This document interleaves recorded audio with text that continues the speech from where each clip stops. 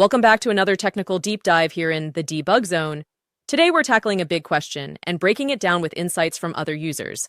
Hopefully this clears up some misconceptions and helps you get the answer you need. So buckle up, stay a little curious, and let's jump right in.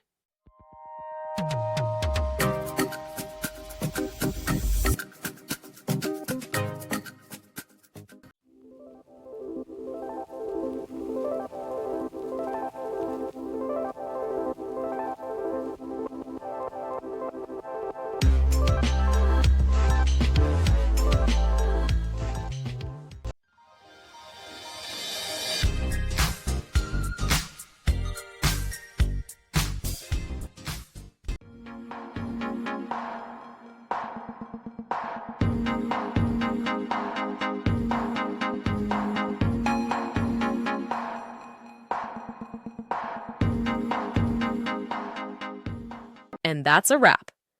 I hope you found the answer you were looking for. If you did, take a second to hit that subscribe button. It really helps out.